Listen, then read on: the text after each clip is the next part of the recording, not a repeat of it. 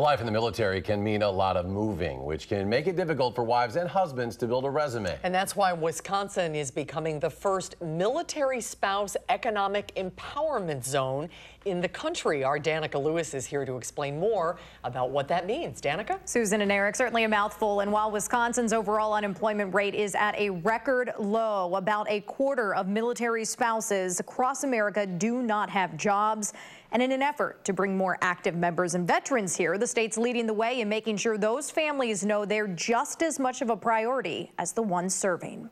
They always miss him when he's not around. Erin Lang is working hard to keep the family together, which is really hard when her 10-year-old daughter and 11-year-old son are 2,000 miles away from Dad. We, FaceTime, ballet recitals, and school concerts, and, my son playing his viola all the time. Reese Lang is currently stationed at Camp Pendleton in California.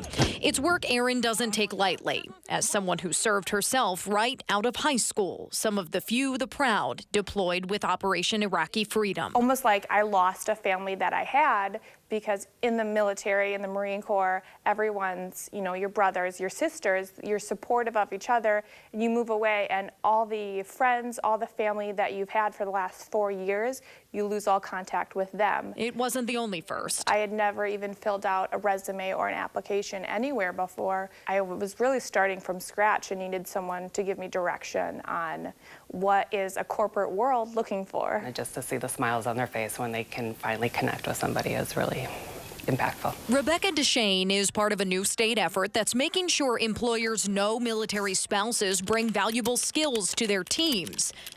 But the separation between significant others could require flexibility. Really understanding what they went through, understanding those amazing leadership skills. It's something Carolyn Moe says Logistics Health Incorporated has already realized. Because they're moving around so much, it's hard to stay with one employer. The La Crosse-based company coordinates medical care for veterans and makes it a point to hire people like Erin. I think it's going to really bring awareness to companies and employers, the value that a military spouse can bring to a company. To be able to lead the nation in how we support veterans through transitions and their families is awesome. Erin and the kids still have a year before Reese comes home, but while he's so far away, she knows there are people close by supporting her. Employees are treated more like family than like coworkers.